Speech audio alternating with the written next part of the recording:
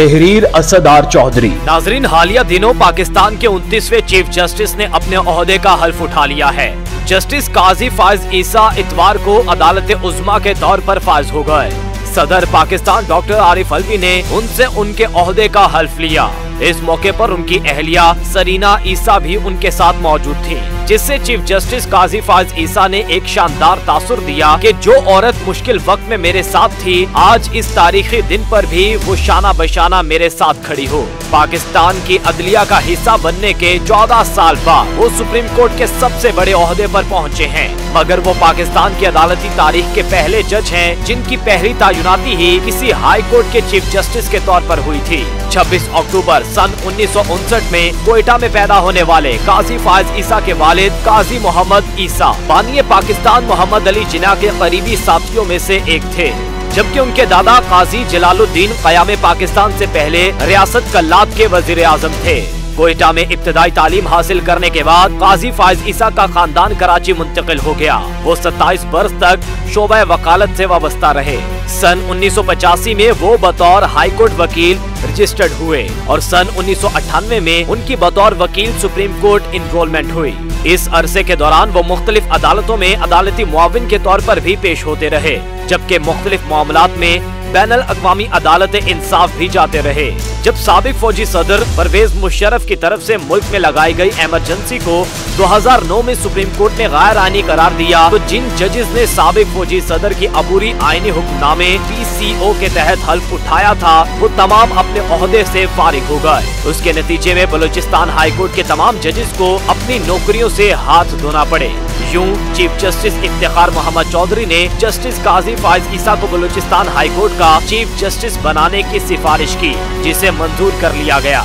Justice काजी फायज ईसा को 5 अगस्त सन 2009 को Balochistan high court का चीफ जस्टिस मुकर्रर कर दिया गया। इस तरह उनकी पहली तैनाती ही हाई कोर्ट के चीफ जस्टिस के तौर पर हुई। अभी उनको बलूचिस्तान हाई कोर्ट का चीफ जस्टिस बने हुए 2 साल का अरसा ही हुआ था कि सन 2011 में सुप्रीम कोर्ट के हुक्म पर उन्हें मेमो गेट के अदालती तहकीकाती कमीशन की सरबराही सौंप दी गई। जस्टिस काजी फायज ईसा की सरबराही में बनने वाले इस अदालती कमीशन ने मई 2012 में इसकी रिपोर्ट सुप्रीम कोर्ट में जमा कराई।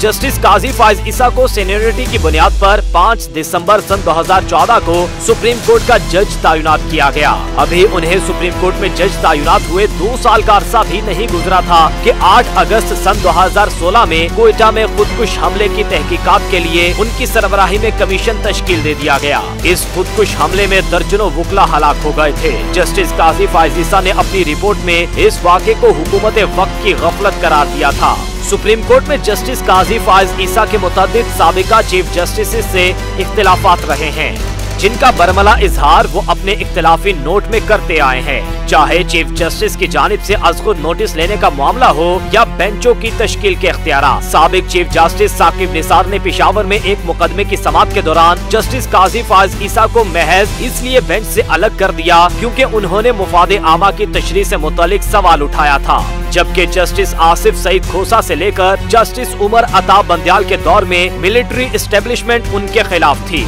सन 2018 में supreme court Peshawar registry branch अज़-खुद नोटिस से मुतालिक मामले पर इख्तिलाफ के नतीजे में उस वक्त के चीफ जस्टिस साकिब निसार ने जस्टिस काजी फायज ईसा को बेंच से अलग किया, जिस पर उन्होंने इख्तिलाफी नोट लिखा। वो चीफ जस्टिस साकिब निसार की तरफ से कायम करदा डैम फंड के भी खिलाफ थे, जिसमें वकला को ताखीर से आने या इल्तवा की तारीख मांगने पर जुर्माने किए जाते और उन्हें कहा जाता कि वो ये जुर्माना डैम फंड में जमा करवाएं। जस्टिस काजी फायज ईसा ने खुली अदालत में इस डैम फंड की मुखालिफत करते हुए कहा कि बेहतर है कि वकला जुर्माने की रकम किसी खैराती इदारे में जमा करवाएं। पाकिस्तान तहरीक इंसाफ की हुकूमत में जस्टिस काजी फायज ईसा के खिलाफ बैरून मुमालिक असासे जाहिर न करने से मुतालिक सदारती रेफरेंस दायर हुआ। रेफरेंस के खिलाफ दरख्वास्त में जस्टिस काजी फायज ईसा ने दावा किया कि उस वक्त के चीफ जस्टिस आसिफ सईद खोसा ने सुप्रीम कोर्ट की इमारत के लॉन में टहलते हुए उन्हें राजदारी से रेफरेंस के बारे में बताया। जिसका मकसद मुझसे इस्तीफा लेना था। उस वक्त के चीफ जस्टिस आसिफ सईद खोसा की सरबराही में सुप्रीम जुडिशियल काउंसिल ने जस्टिस काजी फाइज ईसा के खिलाफ सदारती रेफरेंस पर समाअत की, मगर जस्टिस काजी फाइज ईसा ने इस सदारती रेफरेंस को सुप्रीम कोर्ट में चैलेंज कर दिया। सुप्रीम कोर्ट के 10 रुकनी बेंच की अक्सरियत ने इस सदारती रेफरेंस को मुस्तरद किया और सुप्रीम जुडिशियल काउंसिल को कार्रवाई से रोक दिया। उनके साबिक चीफ जस्टिस गुलजार अहमद के साथ भी मुख्तलिफ अमूर पर इख्तिलाफात रहे, बिलखसूस जब उन्होंने उस वक्त के वज़ीर आज़म इमरान खान की तरफ से पार्टी वर्करों का इजलास कन्वेंशन सेंटर में बुलाए जाने और अरकान पार्लियामेंट को फंड्स देने से मुतालिक नोटिस लिया। उनकी सरबराही में 2 रुकनी बेंच ने इस केस की समाअत की थी। बेंच के दूसरे रुकन जस्टिस मकबूल बाकर थे, जो इस वक्त सिंध के निगरान वज़ीर आला हैं। जस्टिस गुलजार अहमद ने इस मामले में 5 रुकनी बेंच तश्कील दिया और पहले ही समाअत में इस मामले को निपटाते हुए कहा कि असखुद नोटिस लेने का इख्तियार सिर्फ चीफ जस्टिस के पास है।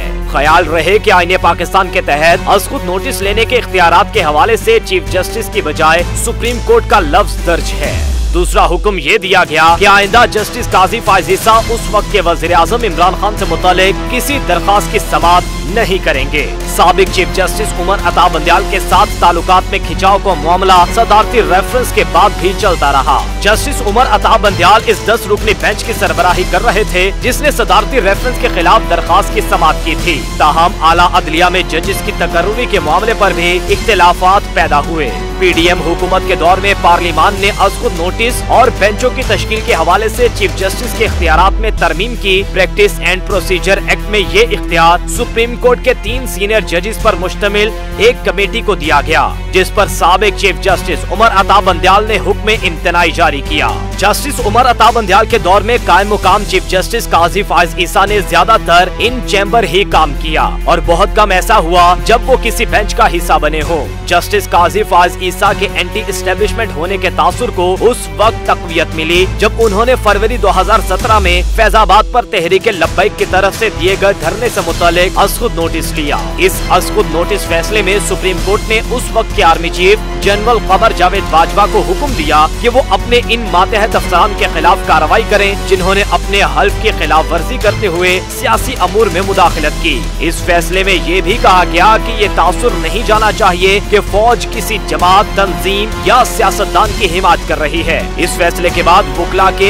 एक धड़े और बिलखसूस पंजाब बार काउंसिल ने जस्टिस काजी फाइज ईसा से मुस्ताफी होने का मुतालबा किया, जिसे वकला की सबसे बड़ी बॉडी पाकिस्तान बार काउंसिल ने मुस्तरद किया। इस फैसले के खिलाफ सुप्रीम कोर्ट में वजारत दिफा की तरफ से दार नजरसानी की अपील ज़ेरे इल्तवा है, जो 4 साल का अरसा गुजरने के बावजूद समाअत के लिए मुकर्रर नहीं की गई। फौजदारी मुकदमात की पैरवी करने वाले वकील इफ्तिखार शेरवानी का कहना है कि जस्टिस काजी फाइज ईसा एंटी एस्टेब्लिशमेंट नहीं बल्कि आइन और कानून की बात करते हैं। उन्होंने कहा कि अगर इनके आइन और कानून के तहत दिए गए फैसलों से मिलिट्री एस्टेब्लिशमेंट नाराज होती है तो इसका हरगिज ये मतलब नहीं है कि वो एंटी एस्टेब्लिशमेंट हैं। इफ्तिखार शेरवानी ने इसकी एक मिसाल कुछ यूँ दी कि कोयटा कचहरी में खुदकुश हमले से मुतालिक जस्टिस काजी फाइज ईसा ने जो रिपोर्ट तैयार की थी उससे उस वक्त के वजीर दाखिला चौधरी निसार भी नाखुश हुए थे। इफ्तिखार शेरवानी का कहना था कि तहरीक लब्बैक के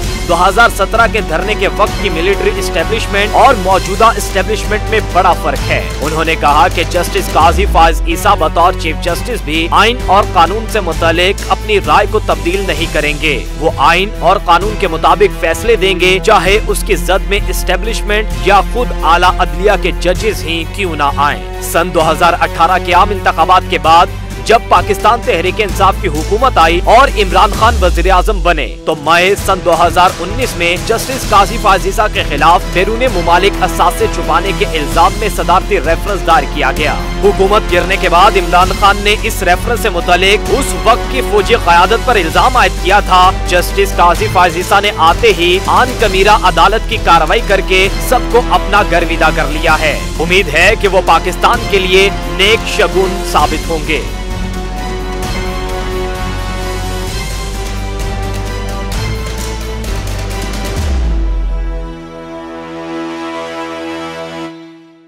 नाजरीन, अगर आपको हमारी ये वीडियो पसंद आई है तो आपसे गुजारिश है कि हमारे चैनल को जरूर सब्सक्राइब करें और बेल आइकन को दबाना मत भूलिए और बेल आइकन के साथ ऑल के ऑप्शन को क्लिक कर लीजिए। इससे आप तक हमारी हर वीडियो फौरी पहुंचेगी। तारीख और सियासत समेत मुख्तलिफ मौज़ूआत की इन वीडियोस पर कड़ी मेहनत होती है, तो इसको शेयर कीजिए, कमेंट कीजिए और हमें अपनी पसंद के मौज़ूआत तजवीज़ भी कीजिए। आपकी राय हमारे लिए अहम है। देखते रहिए इंस्टा न्यूज़ टीवी।